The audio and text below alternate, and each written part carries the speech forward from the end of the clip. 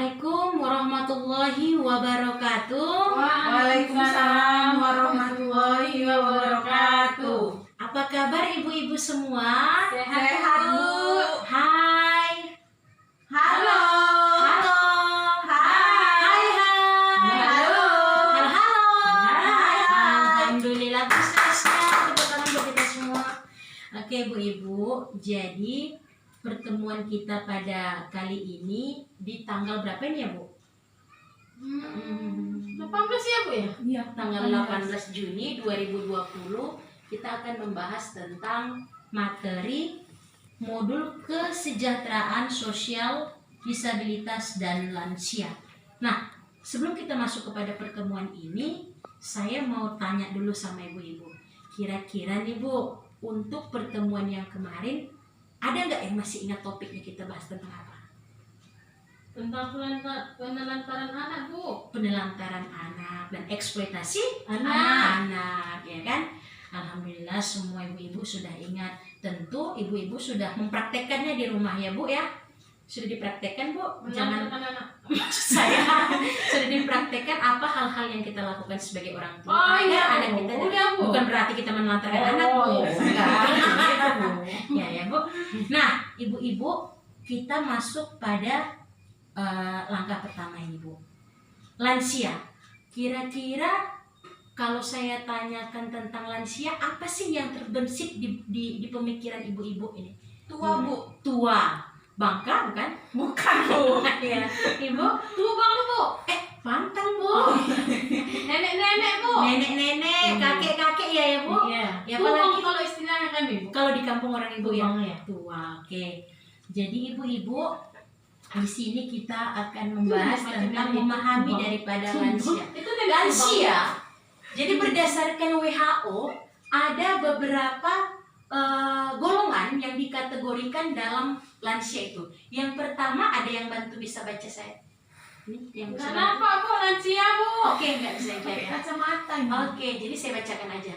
Jadi di dalam WHO usia dalam ini kategori lansia itu dibagi menjadi 4 golongan. Yang pertama usia pertengahan 45 sampai 59 tahun. Berarti ini termasuk kepada ayah atau ibu ya Bu, kalau kira-kira umur seperti ini. Kemudian lanjut usia 60 sampai 74 tahun. Kemudian lanjut usia tua 75 sampai 90 tahun. Kemudian lansia sangat tua di atas 90 tahun.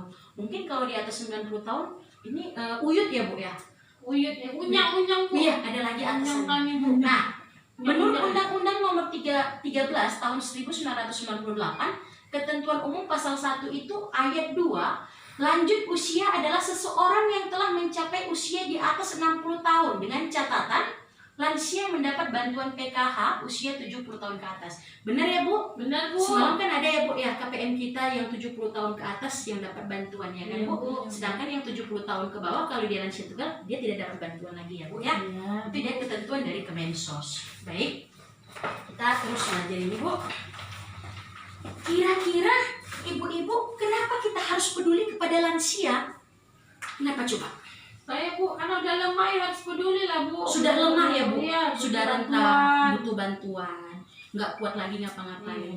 Ibu, Kasihan ya, Bu, kok dimarah-marahin. iya benar, kasihan. Karena lansia itu adalah seseorang yang sudah tidak berdaya Bu. Nah, di dalam Undang-Undang Nomor 13 Tahun 1998 tentang kesejahteraan lansia memiliki hak yang sama Bu. Jadi jangan kita berpikir dia sudah tua renta, tidak berdaya, kita kesampingkan apa yang menjadi hak-haknya. Jadi tidak seperti itu. Dia sama punya hak yang sama seperti kita layaknya. Ya Bu. Kenapa harus peduli kepada lansia? Nah, di poin yang terakhir, panti lansia atau panti jompo itu sudah terbatas Bu untuk di negara kita sendiri. Terbatas. Jadi untuk itu ke depan siapapun orang-orang tua kita yang ada di rumah, kitalah sebagai anaknya yang harus mengasuh dia. Karena keterbatasan daripada panti jompo. Nah, apa yang dihadapi kondisi daripada lanjut usia ini? Apa yang Ibu terbesit kira-kira di pemikiran orang Ibu kalau sudah dikatakan kakek-kakek itu atau nenek? Susah jalan, Bu. Susah jalan.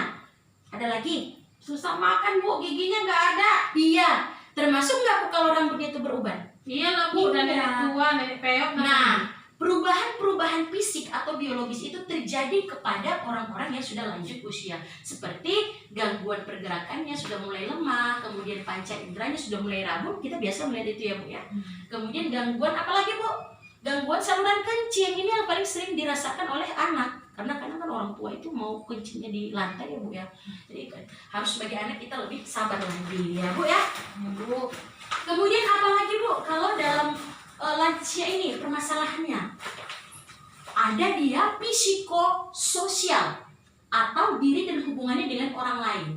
Perubahan emosi misalnya terjadi nggak Bu kepada lansia? Iya Bu. Iya Bu. Murah marah Bu. Murah marah, Murah merengut dia. merengut, merasa paling benar Diri. sendiri. Kemudian ada lagi yang ketiga, secara kondisi dan permasalahan lanjut usia itu spiritual atau rohani. Ya, apa yang terjadi?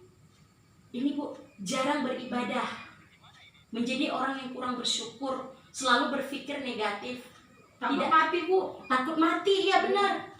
Ada lagi, kurang mau berbagi dengan orang lain, selalu menunjukkan super powernya, dia menganggap dirinya selalu benar, selalu hebat, ya Bu.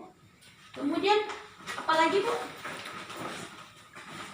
Nah, itu tadi adalah permasalahan-permasalahan yang kita hadapi ketika kita menghadapi yang lansia.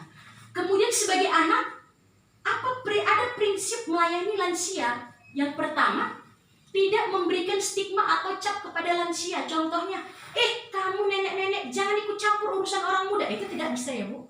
Tidak boleh seperti itu.